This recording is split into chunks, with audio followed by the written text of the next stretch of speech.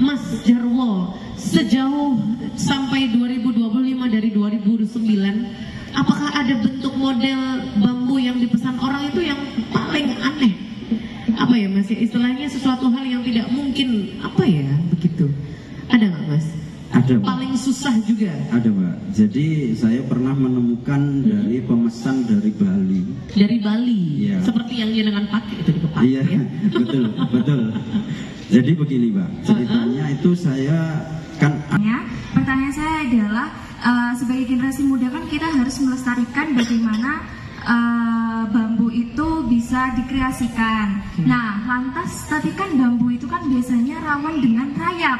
Nah, bagaimana cara kita itu untuk gimana cara mengantisipasi bambu itu dari rayap seperti Di Ponorogo ini ada regenerasi tentang kerajinan bambu yang mana bahannya ini kan sangat banyak.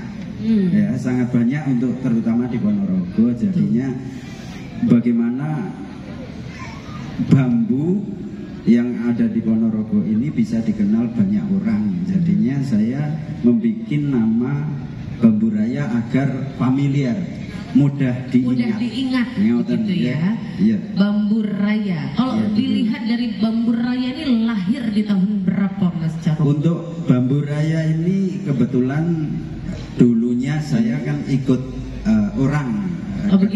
Ketika sekolah itu saya ikut orang. Dan setelah itu di 2009 saya memutuskan untuk mandiri dan mengikuti pendidikan, atau lebih tepatnya saya berguru di Sleman, Jogja. Di Jogja. Kan banyak kreativitas yang dari bambu juga. Jadi mulainya untuk Bambu Raya itu berdiri di 2009. 2009 begitu. Untuk alamat dari Bambu Raya itu sendiri di mana Mas Jarwo? Untuk alamat kami itu cukup mudah. Kalau mau ke jalur Pacitan itu tepatnya di Jalan Ponorogo Pacitan, atau lebih tepatnya di depan Gudang Bulog Madusari. Madusari Dengo. Di sana berarti saya banyak sekali menemukan bambu kayaknya Mas ya. Iya dong. Nah, kalau misalkan Mas Jarwo selama ini kegiatan aktivitas di Bambu Raya itu seperti apa? Mesti ada pesanan atau memang sudah komunitas kreativitas semuanya, teman-teman komunitas bambu yang penyuka bambu itu ada di semua di sana, atau memang melayani pesanan begitu? Jadi untuk aktivitas saat ini, sampai saat ini, jadi kita mengumpulkan teman-teman pengrajin bambu juga. Jadi nanti kita bagi untuk persub produknya. Persub produknya misalnya ada di depan sini, ada seperti gelas. Ini gelas ukir ini asli dari bambu ini. Ini gelas Mas? Iya, ini gelas. Jadi seperti ini, ada kursi bambu juga seperti ini, juga ada di depan sana ada gazebo. Gazebo di depan ini adalah hasil dari keluarga besar Bambu Raya. Iya betul. Ada juga di sana itu ada produk-produk kreatif juga, anyaman. Yang di atas panggung ini maksudnya bukan panggung. Di sebelah sana ya Mas? Di sini. Oh ini dari untuk parcel begitu ya? Iya betul. Yang intinya di Ponorogo ini bagaimana tadi seperti beliau sampaikan bahwasannya bambu juga bisa menjadi penyelamat, penyelamat dari terjadinya erosi dan juga banjir, Tapi di sisi lain juga bambu bisa menjadi penghalang air juga, Jadi artinya kita saling kesinambungan. Yang Bapak ini mungkin menyelamatkan lingkungan dari segi mungkin penanaman bersama Dinas Lingkungan Hidup, dan kami juga menyelamatkan bagaimana limbah dari bambu itu tadi agar bisa kita gunakan sebagai produk kreatif, tentunya seperti yang kita ini di depan-depan ini yang kita buat dari berbagai macam bentuk produk bambu. Begitu. Apakah ada spesifikasi khusus memang seperti yang Bapak BPBD sampaikan bahwasanya yang muda itu harus segera dipotong, yang tua biar nggak hanyut? Kalau misalkan produk seperti yang sudah Mas produksi, apakah ada klasifikasi, spesifikasi? Ini gak umurnya saat ini gak iso ini elek nanti begitu? Iya, mayoritas untuk bambu yang bisa kita gunakan atau kita jarangkan, mohon izin dan yang umurnya sudah 1 tahun. Kalau orang Ponorogo ngomongnya sak mongso, sak rendeng, nah itu pada umumnya seperti itu. Nah, nanti misalnya satu dapuran atau barongan pring itu jumlahnya ada 200 pohon atau batang, itu bisa kita jarangkan 20 sampai 30 begitu. Jadi itu mengantisipasi supaya bambu itu tidak melengkung, mungkin tidak roboh begitu. Roboh ke sungai, Bapak yang membantu ya Pak ya. Oke, ini Mas Jarwo, gimana sih proses kreatif mengubah bambu menjadi produk yang bernilai? Yang pertama, dan yang kedua, karyanya seperti apa yang akan kita praktekkan hari ini, Mas Jarwo? Ya, untuk proses ataupun cara kita bikin kreativitas dari bambu itu sebenarnya simpel, Mbak. Simpel. Jadi masing-masing nilai dari pohon bambu itu mungkin seperti yang Ibu dari Dinas Lingkungan tadi aturan bahwa bambu itu dari akar, terus pohon, daun, ada batang, itu semuanya bisa, Mbak. Kalau misalnya dari akar ya, karena mungkin musim banjir mungkin kan hanyutnya itu semuanya ya, hanyutnya itu semuanya. Jadi bisa kita potong-potong, itu diameternya mungkin sekitar yang 50 cm, yang 30 cm itu buat kentongan seperti yang kita pajang di sebelah sana. Itu hasil dari Mas Jarwo? Ya, itu bagian dari akar bambu. Oh, itu dari akar bambu, Bapak Ibu. Bisa mungkin mengarah ke sebelah sana, pandangannya itu adalah bambu tapi yang di akar. Di akar. Sekarang kita ke atasnya. Berarti batang ya. Nah, karena batang itu mayoritas sangat gampang untuk prosesnya. Di sisi lain juga batang itu ada berbagai ukuran, ya kan? Nah, itu bisa digunakan kalau untuk yang bambu hitam mungkin seperti ini, yang kita duduk ini.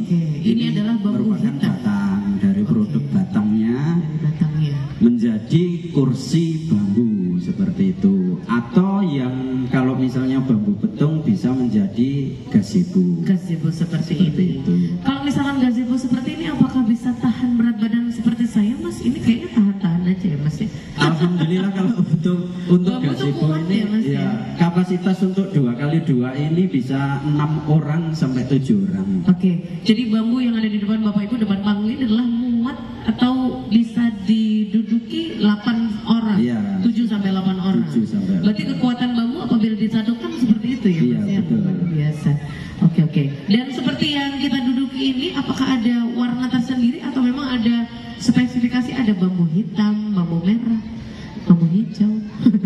Mungkin ada warna-warnanya mungkin, Mas ya. Saya nggak kurang tahu mungkin terkait bambu-bambu itu. Iya, betul. Kalau untuk bambu sendiri itu ada bermacam-macam. Kalau misalnya untuk seperti ini yang kita duduk ini sebagai kursi bambu ini asli bambu hitam. Tidak diwarna. Asli bambu hitam. Kalau untuk yang kita bikin seperti kurungan, seperti anyaman seperti ini, itu bambu apus. Namanya bambu apus. Kalau yang kita bikin untuk kentongan yang besar terus gazebo, ini namanya bambu petung. Ya, kalau untuk variasi-variasi kayak seperti itu yang di lendean seperti itu menggunakan bambu Jawa. Kalau orang sini bilangnya bambu pitik.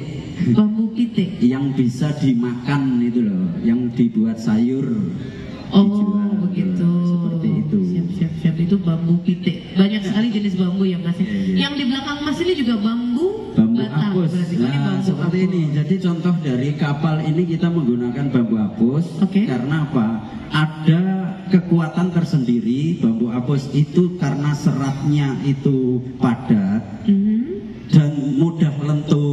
Jadi mudah dibentuk. Ya, mudah dibentuk. Jadi untuk kekuatannya lebih bagus dari misalnya bambu-bambu yang lain kalau digunakan properti yang lebih besar begitu, Pak.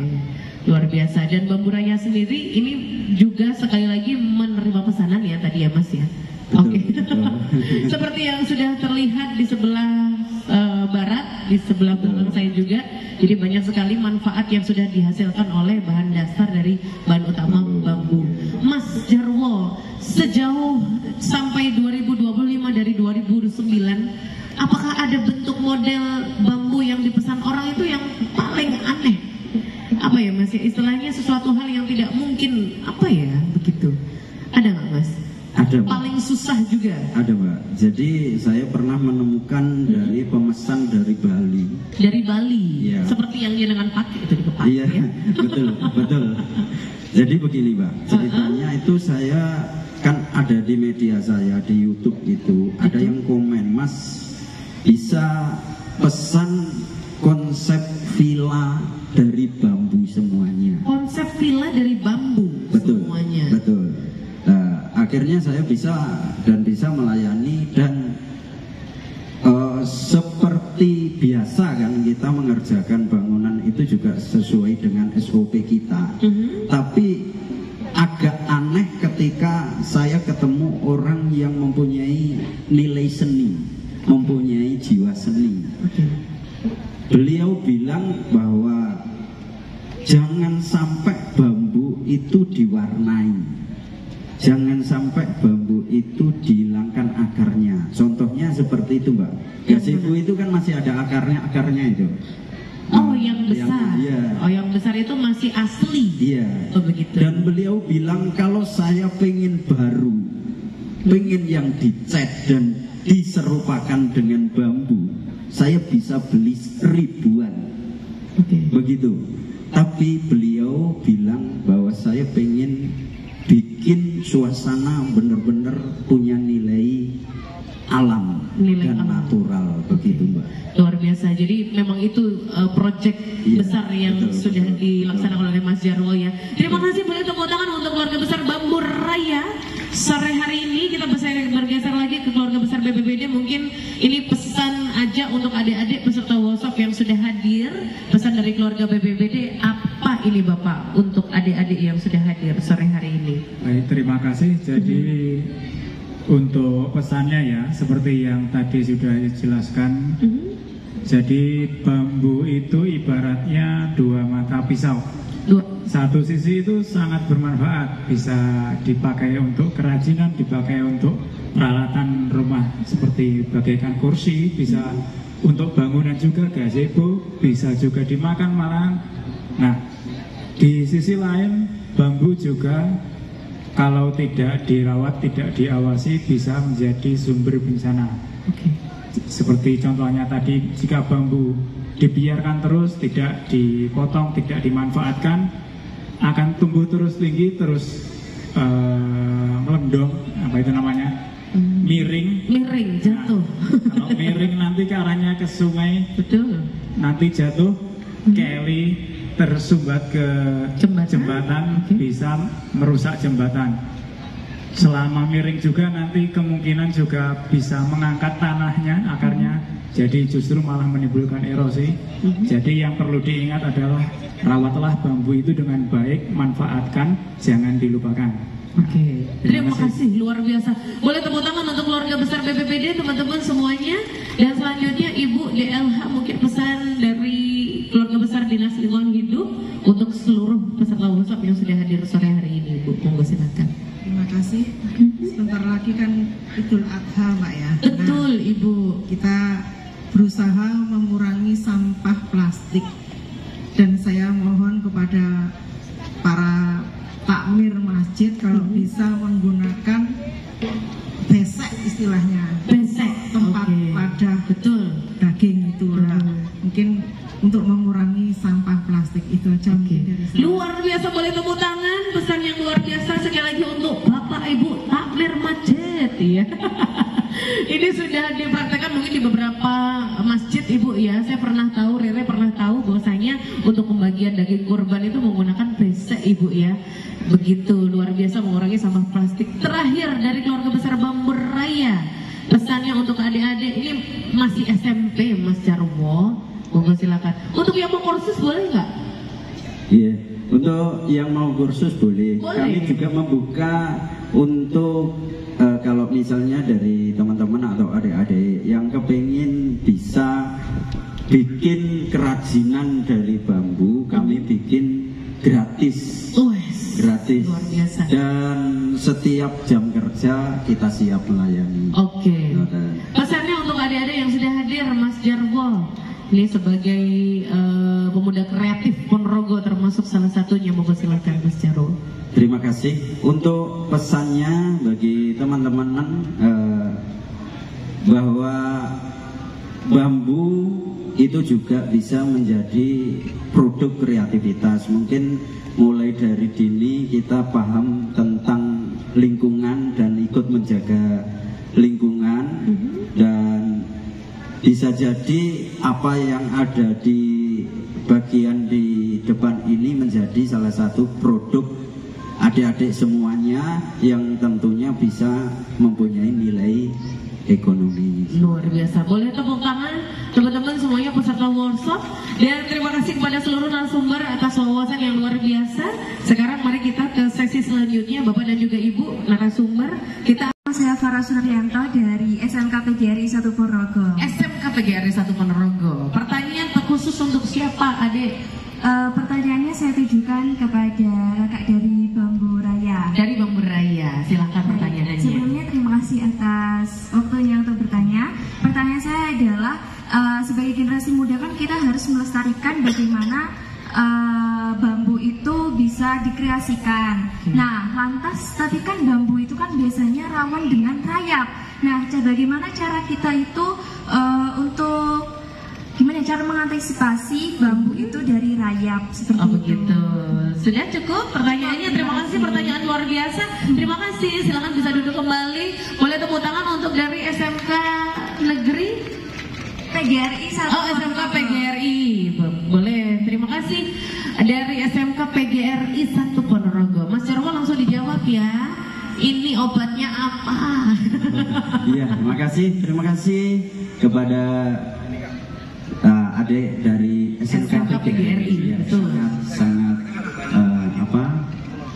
ini bambu ya. Bambu itu bagaimana cara istilahnya pengerawatan ya. Biar awet seperti itu ya. Untuk yang paling gampang dan kita mudah peroleh itu biasanya kita menggunakan gamping. Iya, gamping. Atau yang mempunyai zat unsurnya kapur ya. Kapur itu direndam.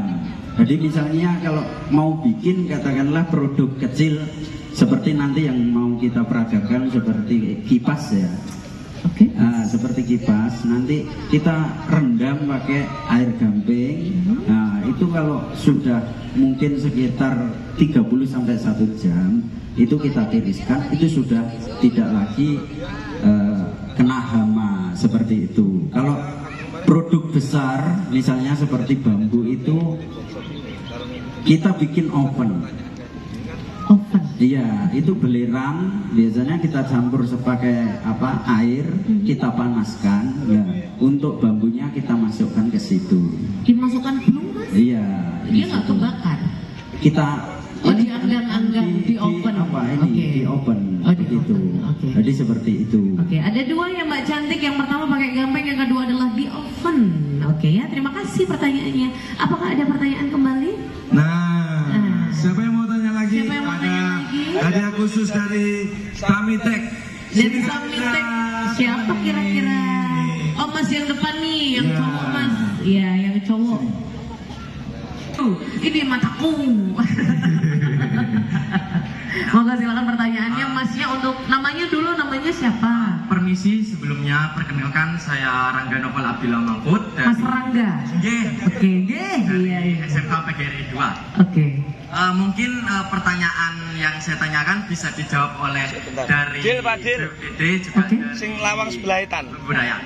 Jadi kita hidup di era yang sudah maju sekarang. Sudah tidak seperti zaman dulu yang setiap konstruksi butuh hanya semen dan berbagai semacamnya. Nah, ini tadi yang ngasih. Pertanyaan saya adalah, apakah bambu cocok digunakan untuk konstruksi modern? Dan juga apa saja contoh bangunan untuk struktur terkenal yang menggunakan bambu? Juga kan bambu dikenal sebagai bahan yang kokoh, dan tadi seperti yang dijelaskan oleh Bapak dari BPBD, bambu itu serupa seperti pisau bermata dua. Mungkin itu pertanyaan dari saya. Sekian dari saya. Wassalamualaikum warahmatullahi wabarakatuh. Waalaikumsalam. Boleh tepuk tangan untuk Kak Rangga. Aku cinta. Kak Rangga ini lebih ke ini ya Pak, karena basicnya adalah teman-teman SMK. Ini adalah konstruksi ternyata apa yang ditanyakan. Ini kayaknya kamu jurusan alat berat toh? Apa konstruksi? Pemesinan padahal ya. Kenapa tanya bangunan? Monggo silakan Pak Hakni, bisa dijawab pertanyaannya dari Mas Rangga. Pertanyaan yang baik sekali dari Mas Rangga. Jadi apakah bambu bisa digunakan dalam konstruksi gitu nggak? Ya, sebagai bahan. Mungkin bisa kita lihat di beberapa media ya. Ini kan ada baru-baru ini kan juga ada pembangunan tol di Semarang kalau nggak salah ya. Semarang Demak itu ya. Di Semarang Demak itu kan dibangun tol yang alasnya itu menggunakan jutaan bambu. Ada berapa juta bambu itu dipakai sebagai alasnya. Terus kemudian di atasnya juga dibangun jalan tol untuk lebih mudah mobilisasi dari Semarang Demak kalau nggak salah. Nah, salah satu penggunaan bambu di konstruksi yang baik seperti itu. Nah, mungkin dari sisi penanggulangan bencana, pembangunan penggunaan bambu sebagai alas untuk pembangunan jalan tol itu kan juga sebenarnya berfungsi juga sebagai tanggul laut kalau nggak salah di Semarang itu. Jadi mungkin salah satu fungsinya seperti itu. Atau mungkin kalau kita flashback kembali ke zaman nenek kakek kita dulu itu ya. Mungkin ada beberapa yang masih ngalami struktur rumah itu kan sebenarnya dari kayu dan bambu.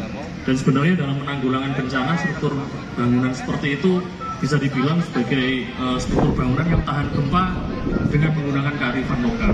Seperti itu. Ya. Mungkin seperti itu. Mungkin terjawab Mas Rangga ya.